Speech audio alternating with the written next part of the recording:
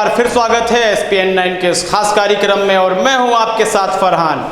बड़ी बड़ी बातें कही जाती हैं, शासन व्यवस्था अच्छी रहेगी, गुंडा राज खत्म करेंगे, करप्शन खत्म हो जाएगा, काला धन वापस आ जाएगा, आतंकवाद पर विजय भी पालेंगे, देश विकास की राह पर चला जाएगा, मजदूर की हालत वह नहीं रहेगी, वह भी कुर्सी में बैठा होगा, ज़मीन में बैठने वाली परिस्थितियां खत्म हो जाएंगी।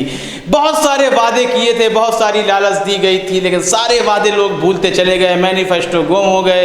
2019 का नया मैनिफेस्टो भी आ जाता है, लेकिन गरीबों की परिस्थितियों में कोई सुधार नहीं आता है। यह दुर्भर परिस्थितियां उठते उठते अब मध्यम वर्गीय लोगों तक भी पहुंच रही हैं, यहां तक कि सरकारी कर्मचारियों पर भी अपना शिकंजा कस लिया है। हम बात कर रहे हैं नगर निगम के डॉक्टरों की एक संघ की। उन्होंने प्रधानमंत्री नरेंद्र मोदी के पास चिट्ठी के माध्यम से एक शिकायत भेजी है। शिकायत यह है कि नगर निगम के डॉक्टरों को पिछले 3 महीनों से उनका वेतन प्राप्त नहीं हुआ है, उनकी सैलरी नहीं मिली है। आप कह रहे होंगे कि लॉकडाउन की परिस्थितियां चल रही हैं, स्थितियां चल रही हैं, अर्थव्यवस्था खराब है, इतनी तो परेशानी झेलनी पड़ेगी सबको।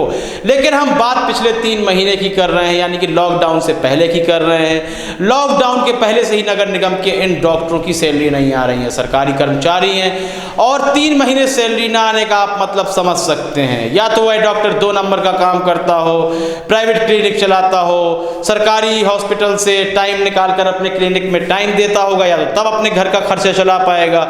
यदि वह एक ईमानदार डॉक्टर है, अपनी नौकरी करता है, वापस घर आता है और 3 महीने तक उसकी सैलरी नहीं आती है, तो आप खुद सोचें उसके घर के खर्चे कैसे चलेंगे और आखिर में वह क्या करेगा। वह यह करेगा कि वह भी करप्ट हो जाएगा, वह छुट्टियां करने लगेगा, अपने हॉस्पिटल में, सरकारी हॉस्पिटल में कम समय देगा और बाहर आकर अपने प्राइवेट क्लिनिक में ज़्यादा समय देगा, जिससे पैसे कमा सके और अपने घर को चला सके, अपने जीवन को सुचारू रूप से आगे बढ़ाने में सक्षम रहे।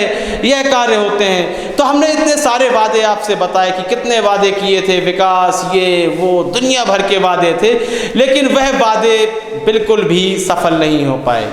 और यहाँ तक कि सरकारी कर्मचारियों के साथ भी इस तरह का अन्याय हो रहा है। यह हमने जैसे पहले बताया कि यह परिस्थिति सिर्फ लॉकडाउन के समय की नहीं है, यह उससे पहले की परिस्थिति है। यानी कि ये सोच लीजिए इन 6 सालों में अब तक सरकार इस स्थिति में नहीं पहुँच पाई है कि वह सरकारी कर्मचारियों को भी अब वेतन समय से दे दे, उनकी ही परिस्थितियों में सुधार कर दे। तो आप सोचिए मजदूर तबके का और क्या बुरा हाल हो गया होगा।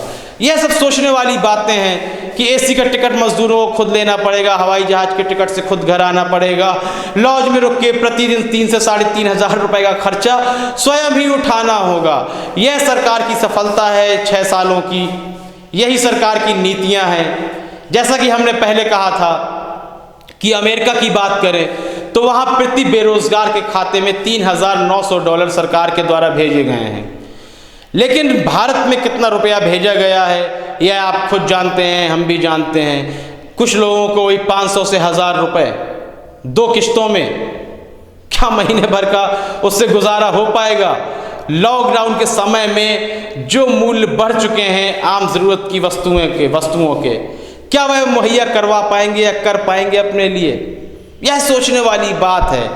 लेकिन इस पर सोशल मीडिया में किसी प्रकार की भी जंग नहीं होती, अंधभक्त निकलकर इस पर किसी प्रकार की भी चर्चा नहीं करते, बल्कि मजदूरों को ही निशाने पर लिया जाता है। यस, आप इस पर अपनी राय दें कि आखिर देश के मजदूरों के और क्या बुरे हालात हो जाएंगे और मध्यम वर्गीय और सरकारी नौकरी करने वाले लोग भी किन हालातों तक पहुंच जाएंगे। क्या लगता है आपको जो भी लगता है कमेंट सेक्शन में हमें बता दें।